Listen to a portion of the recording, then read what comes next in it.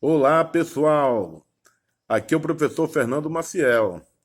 Em nossa aula de hoje, vamos estudar o que é a arte e entender os conceitos e concepções de arte em diversos períodos da história da arte. Esse assunto está nas páginas 12 a 17 do primeiro capítulo do livro Arte por Toda Parte, do primeiro ano, dos autores Solange Tuari, Daniela Libânio, Fábio Sardo e Pascoal Ferrari. Então vamos lá, porque aqui é arte em foco e foco na arte.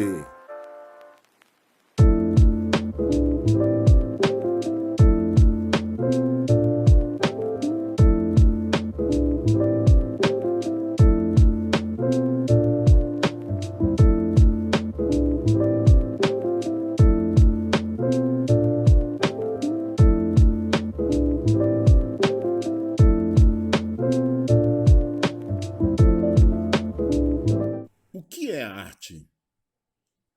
Hoje vamos trazer, talvez, uma das discussões mais interessantes do campo das artes. Talvez também uma das discussões mais antigas na própria história do pensamento. E eu estou falando daquela discussão que tenta responder a clássica pergunta: o que é arte? É claro que aqui nós não vamos nem de longe esgotar todas as possibilidades para tentarmos definir o que é arte. O que é arte na definição de Engel? Então, hoje eu vou fazer uma provocação. E para fazer essa provocação, eu vou me valer de uma das definições que eu, particularmente, mais gosto, que é a definição de Engel. Engel, em sua obra Lições sobre Estética, nos diz alguma coisa assim: a arte é a tradução num pedaço de matéria de uma grande ideia. Vamos repetir aí, olha. A arte é a tradução num pedaço de matéria de uma grande ideia. Entenderam? Vamos olhar um pouco mais de perto para essa definição de Engel. Então, primeiro, Engel fala: a arte é uma grande ideia. E olha o que é interessante. Quando falamos em uma grande ideia, na própria história do pensamento, estamos falando em algo absolutamente subjetivo. Estamos falando em algo que está ligado ao íntimo de cada um de nós. Estamos falando de alma. Estamos falando de um interior que cada um de nós carrega invariavelmente para onde quer que venhamos a caminhar por esse mundo. De modo que a ideia de arte certamente irá variar, não só de acordo com cada indivíduo, como também de acordo com cada época em que esses indivíduos naturalmente estão. Portanto, a primeira coisa que a gente tem que considerar, tomando como referência essa definição de Engel, é: a arte é uma grande ideia. Portanto, eu preciso conhecer qual é essa grande ideia, para só depois entender como essa grande ideia se traduz em um pedaço de matéria, madeira, papel, mármore e assim por diante, né? Então, a título de exemplo, pensamos juntos. Qual é a grande ideia dos gregos?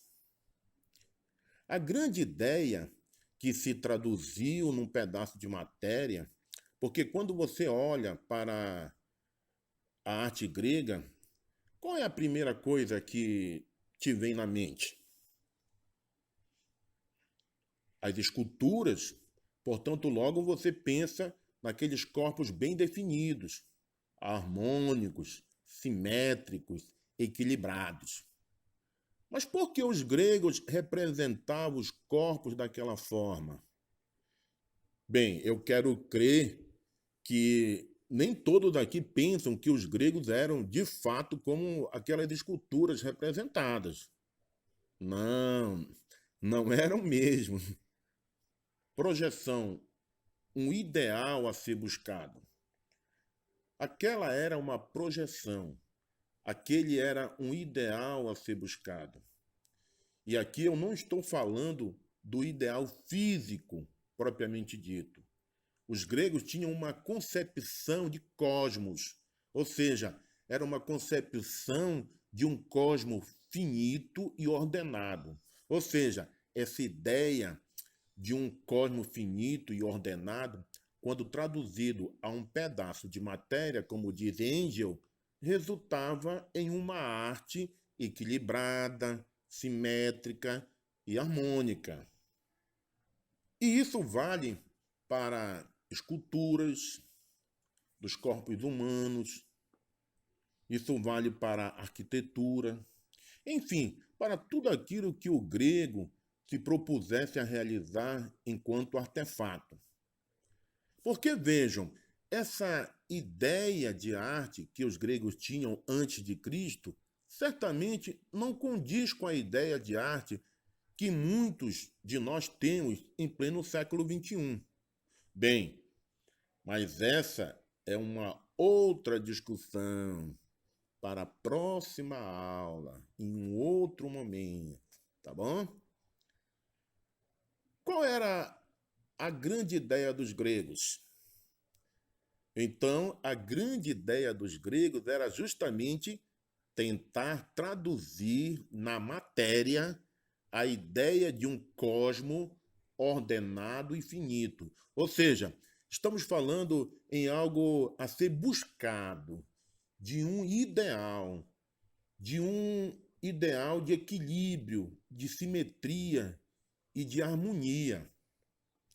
Portanto, para que possamos compreender a arte grega, é preciso, primeiramente, compreender qual é a ideia que está por trás daquela realização material.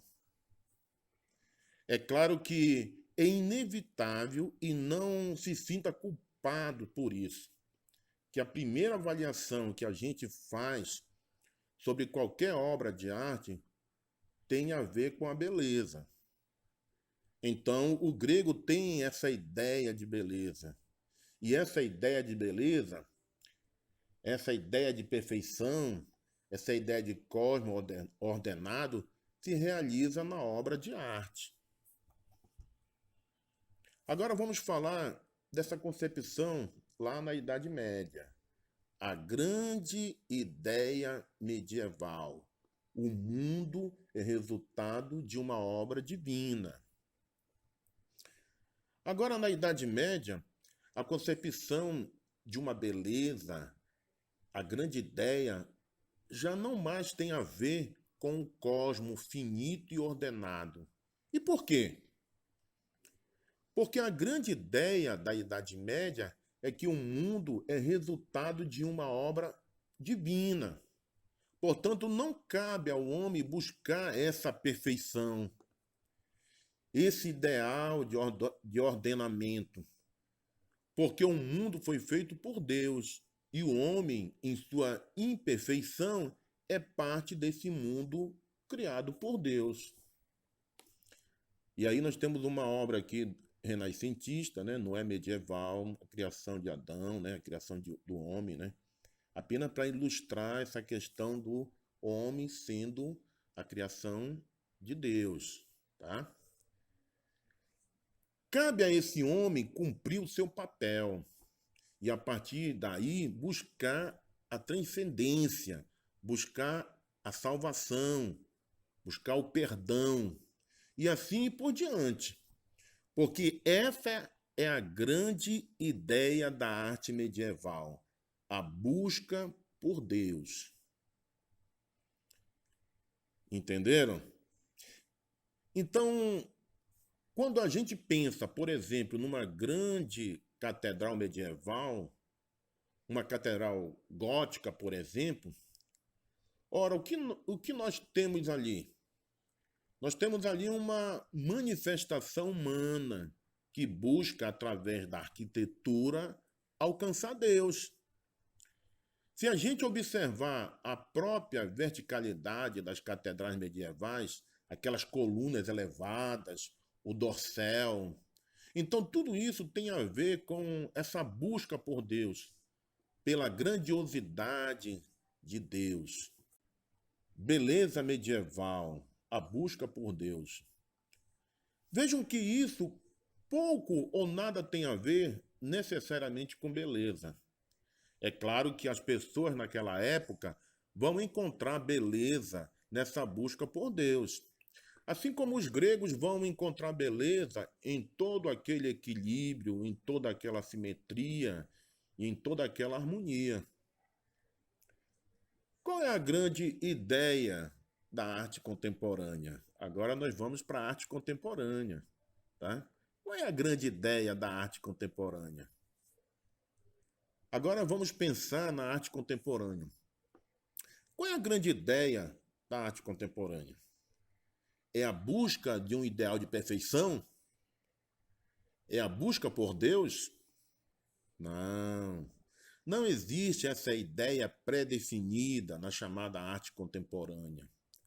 A destruição dessa ideia já vinha sendo feita com as vanguardas europeias, com o início da arte moderna, na virada do século XIX para o século XX.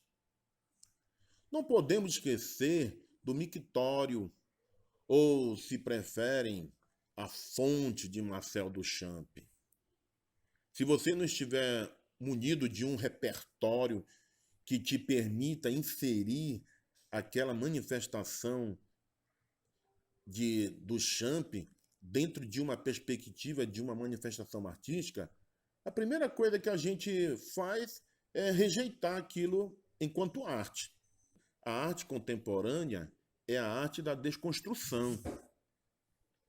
Na arte contemporânea, isso atinge um grau ainda maior, porque a arte contemporânea é a arte da desconstrução. É aquela forma de arte que vai nos indagar sobre os nossos próprios paradigmas, sobre os nossos próprios preconceitos, sobre tudo, sobre a vida, sobre nossos relacionamentos.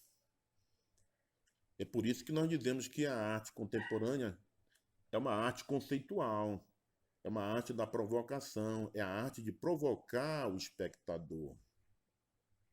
Então, a arte contemporânea sempre vai buscar uma provocação ao observador. E isso é um problema. É um problema num bom sentido, porque a obra de arte só pertence ao artista quando de sua realização. Em outras palavras, ao terminar a obra, o artista entrega para o mundo. E aí cabe a nós, enquanto observadores, compreendermos ou tentarmos compreender qual é a grande ideia que está ali colocada. Entenderam?